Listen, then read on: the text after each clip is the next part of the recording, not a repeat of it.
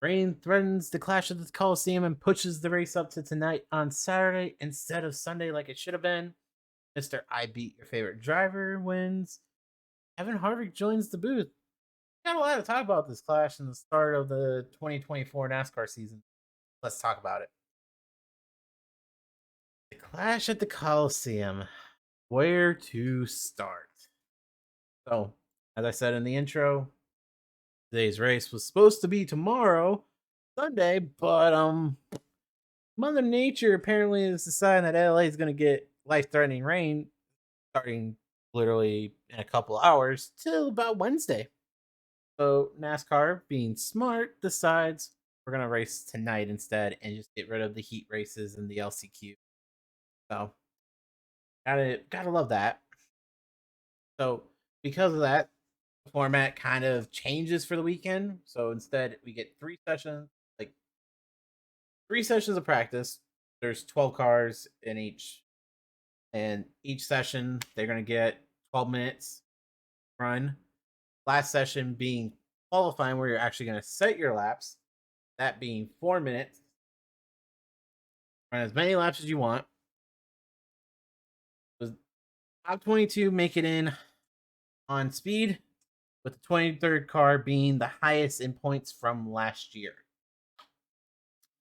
So that happened.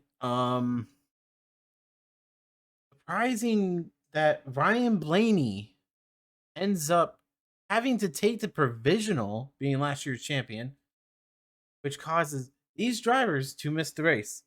Austin Dillon, Daniel Suarez, Chris Buescher, Austin Cindric, and Christopher Bell.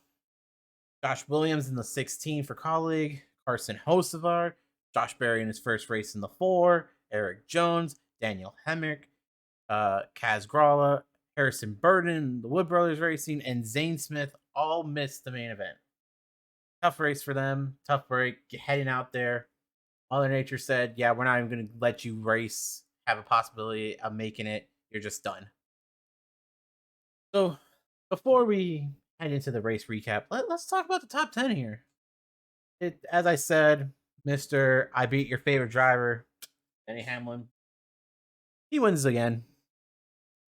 Not surprising, kind of interesting.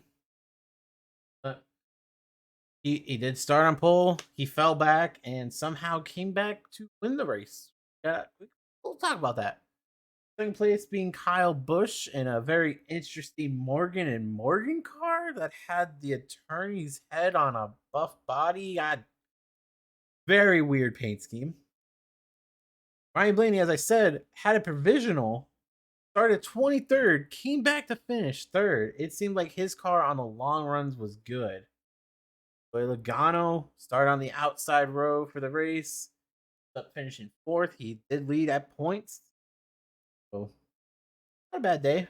Kyle Larson's the second Chevy. First Hendrick Motorsports car finishes 5th. Alex Bowman 6th. Chase Briscoe 22nd. He was 22nd. Comes home with a 7th. Chris Buescher started 22nd.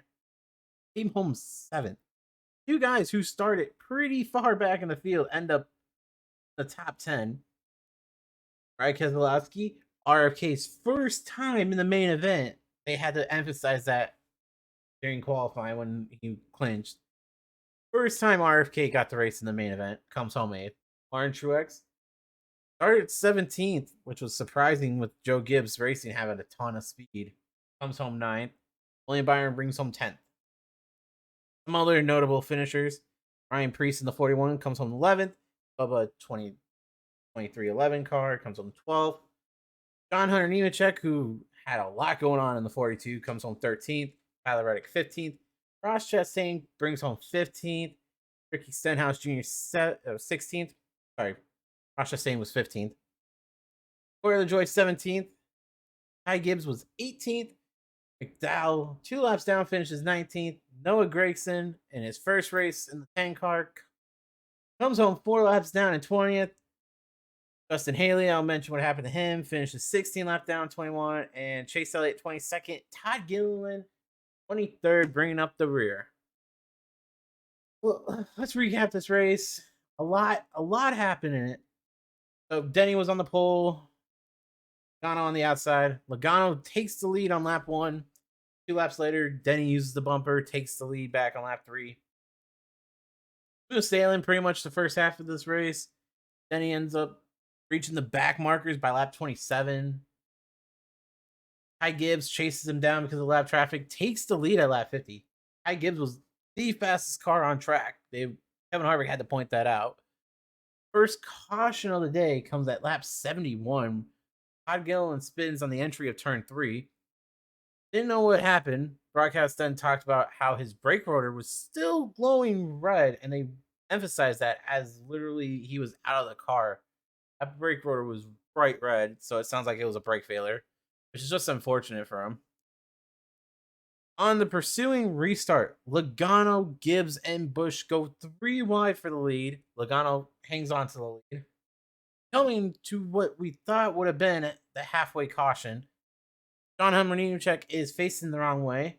NASCAR says we are actually 1 away from halfway, so we will have a restart since green flag laps are the only thing being counted. On that restart, we have 3 wide for second. Larson, Gibbs, Kyle Busch, Logano just set sail. He's the leader at halfway. Larson coming in second. Very impressive there. It was then, this was reported middle of stage 2, that Stenhouse actually left his car under caution and was actually pissed at John Hunter Nemechek and confronted him. And Jamie Little actually mentioned 10-minute break. You weren't supposed to leave your car, so I'm curious if Stenhouse is gonna get punished for leaving his car during that break. We restart, and we get 3 wide for the lead with Larson, Logano, and Gibbs. Larson and Logano stayed side by side for a bit. Gibbs comes back, take his second, as we get another caution for Bubba spinning because Bowman decided to try to make it 3 wide with him, Reddick, and Bubba, and he gets into Reddick, who gets into Bubba.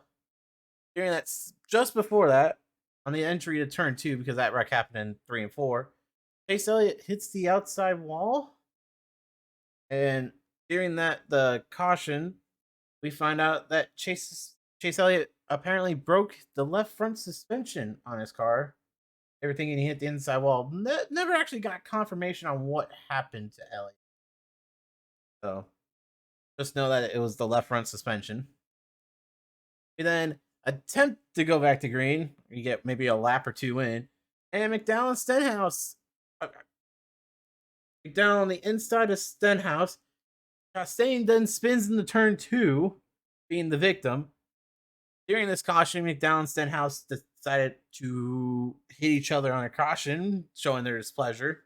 This is then when they report that Stenhouse left his car. On the pursuing restart on lap 78, Gibbs takes the lead and pretty much sets sail. It was smooth sailing for Gibbs. That it looked like it was going to be his race to lose. He was making passes, got held up by lap traffic for a bit. Logano did close the gap, but it was still about 5 to 7 car lengths back. Gibbs at one point had a 2.5 second lead. He was gone.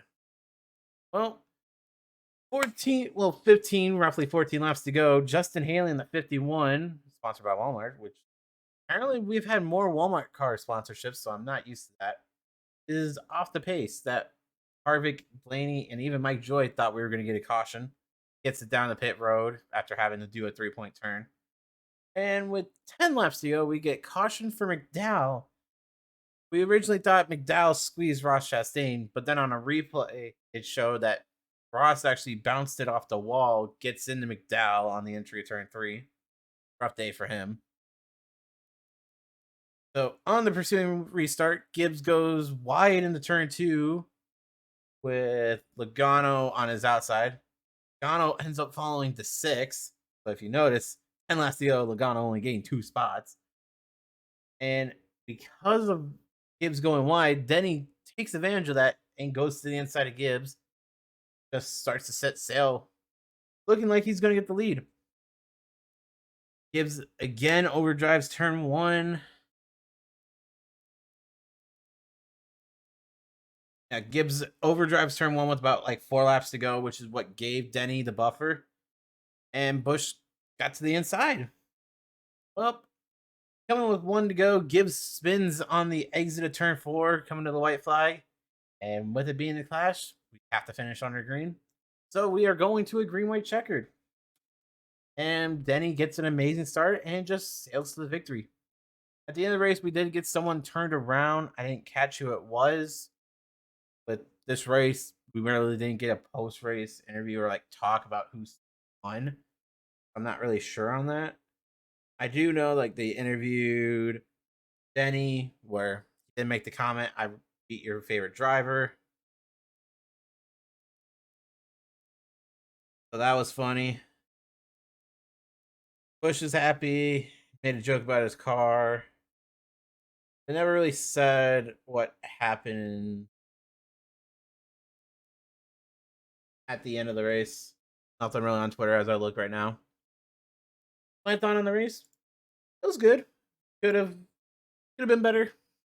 We really didn't get what we were supposed to get since we should have had some heat races tonight. We should have had LCQ tomorrow, but Mother Nature didn't want to play well. Hopefully she plays well in 2 weeks. I thought on this clash is it's not bad. Definitely can't wait for it to be gone. Because I feel like it's a lot more of just bumper cars. Like if you joined me on Twitch and watched earlier this week when I played ran the trucks at the Coliseum. Bumper cars, people don't know how to drive in iRacing, and I love the proof of concept. It's just not for me. I'm excited for Daytona in 2 weeks. It'll be a blast. Definitely got to get used to some of these drivers and new cars, but not a bad way to start the year. Not happy that Denny won, but hey, honestly, that's probably the best thing for NASCAR is Denny winning. Denny was kind of the main focus with the Netflix series. So if you have your brightest stars on the Netflix series win the exhibition race, you can draw more fans in. That's my hope is NASCAR grows because F1 kind of shot their foot. F1 kind of shot themselves in the foot. So really do anything about that? Maybe NASCAR can take advantage of gaining more American fans. That's all I got for you today. I will be going live shortly here.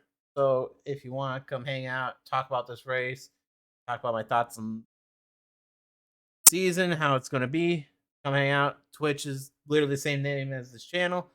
I hope to see you there. Don't forget to like and subscribe if you enjoy this. And I will catch you all in the next video. Peace.